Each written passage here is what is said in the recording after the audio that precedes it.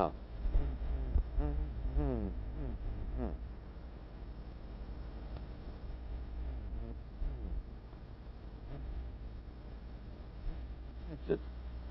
And what to do to protect yourself against it. Everybody needs to know. Yes, this does mean you. Watch and listen. One day, these facts may save your life. What is this fallout, anyhow? Just bits of radioactive fall out of the mushroom cloud of the nuclear explosion and settle on the ground. These bits of matter can be dangerous. You're exposed to some radiation every day, from cosmic rays or other natural sources of radiation. These exposures are too small to hurt you. But when a wartime nuclear explosion occurs, a serious fallout follows. Thousands of tons of atomized earth, building materials, rocks, and gases may be thrown into the air.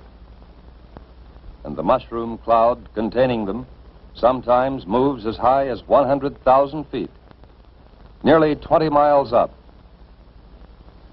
Some of the radioactive particles spill out near the explosion site. Others may be carried for 10, 50, 100 miles or more. But how will you know if there is fallout? You can't hear, smell, taste, or see the radiation. But you yourself can detect the fallout particles that produce it.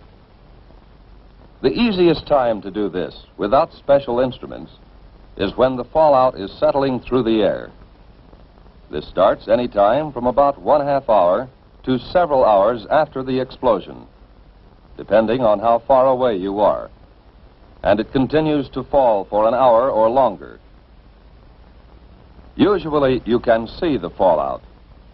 So if there has been an explosion of a nuclear weapon within a few hundred miles of you, you should suspect every unusual concentration of dust in the air of being fallout.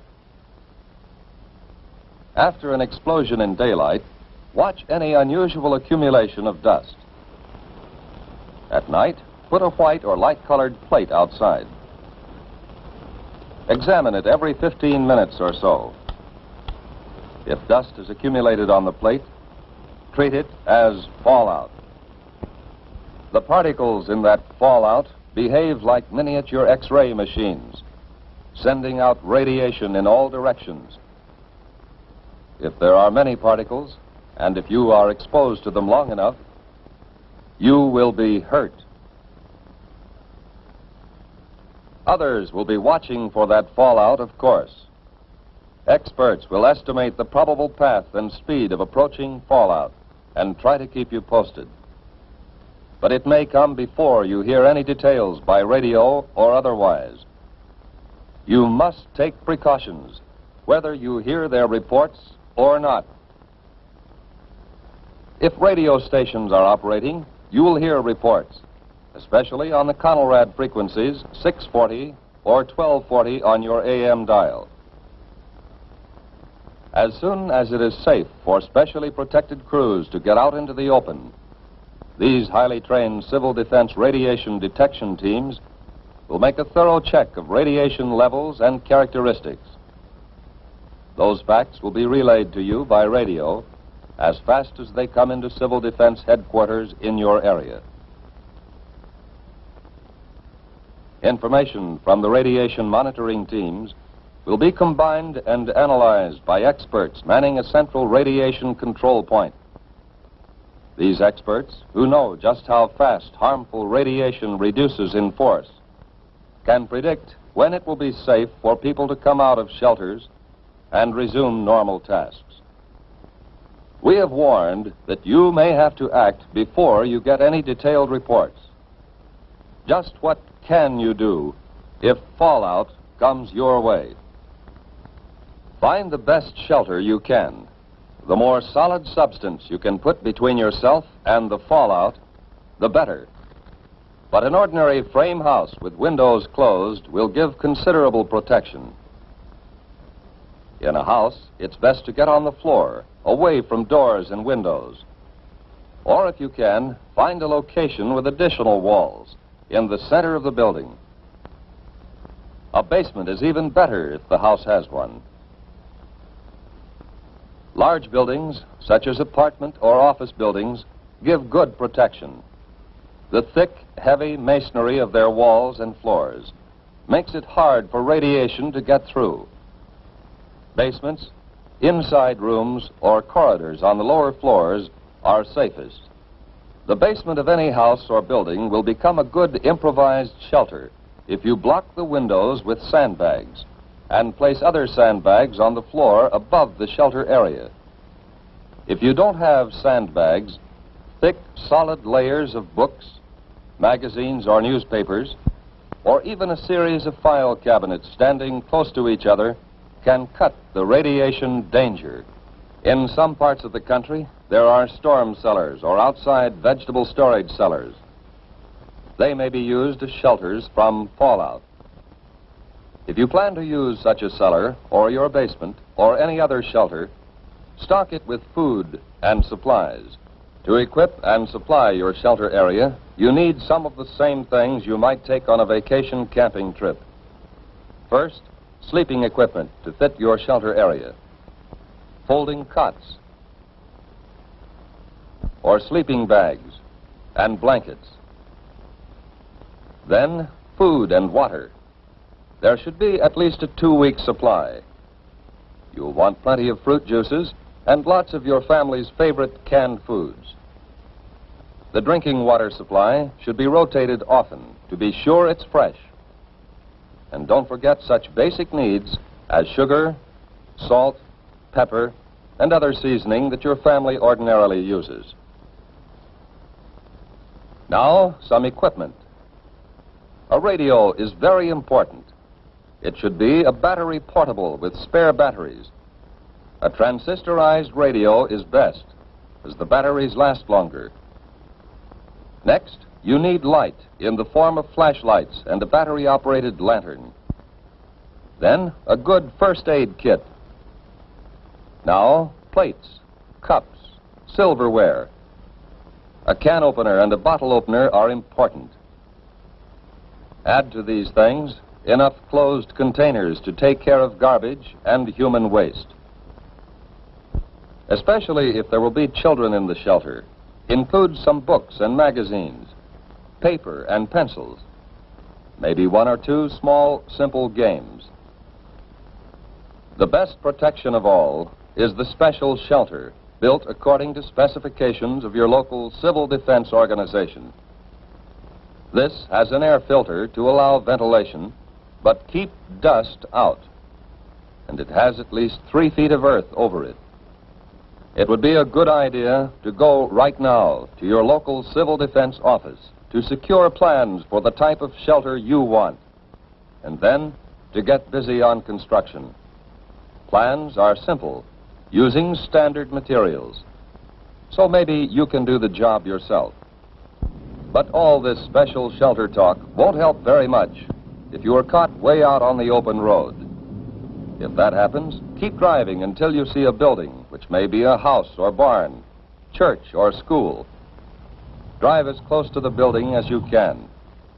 Then get yourself and your family out of the car and take cover in the building. If you live on a farm and have sufficient warning, get your animals under cover and give them enough food and water to last several days. And if you can, cover any piles of hay or harvested crops that may be outside. If the explosion has been some miles away, you will have time to fill tubs and other containers with water before fallout arrives. All locations where outside dust does not penetrate will be safe storage points for water. Whatever kind of shelter you find, settle down and make the best of it. If there are others with you, help them by being as calm as you can, and don't be discouraged. You can go out for very brief periods if you are well covered and keep the dust off your skin. Wear heavy boots or shoes, and pants tucked in or tied around the bottom to keep dust out. If any dust gets on you, brush it off promptly. And when you have a chance, wash it off. That dust can burn your skin. But what happens if you do get exposed to a great deal of fallout? Food or water has been contaminated by the dust, internal damage may occur. When dust has been left on skin, there will be skin burns. When you have been near dust too long, there may be radiation sickness. Exposure can even cause death. If you have had considerable exposure, you will vomit and grow weak. But after a few hours, this sensation will pass, and by the next day, you may have had the last of it. Even if you have been exposed to excessive fallout, you may eat and drink just as you normally would. But don't force yourself. Whether you have had these symptoms or not, if civil defense radio announcements have said that radiation has been high in your section, keep an eye on your condition for the next few days. Watch especially for these developments in the 2 weeks following exposure. Return of nausea, sore throat, bruise spots developing without any known reason, loss of hair. These conditions, or nosebleed, or diarrhea, should be reported to a doctor or to the nearest first aid station set up under civil defense plans.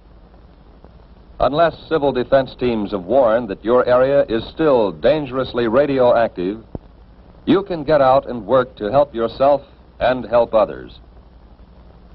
Although fallout can be deadly, your chances of avoiding damage from it are much better if you follow the directions we have given you. During an alert, keep your portable radio tuned to the Conelrad radio frequencies, 640 and 1240 on the AM dial, for the latest reports and advice. Right now, today, before there is an alert, take time to learn the Civil Defense 5 steps to safety. Learn warning signals and what they mean. Learn your community plan for emergency action. Learn protection from radioactive fallout. Learn first aid and home emergency preparedness steps. And learn how to use Conelrad 640 or 1240 on the AM dial for official directions.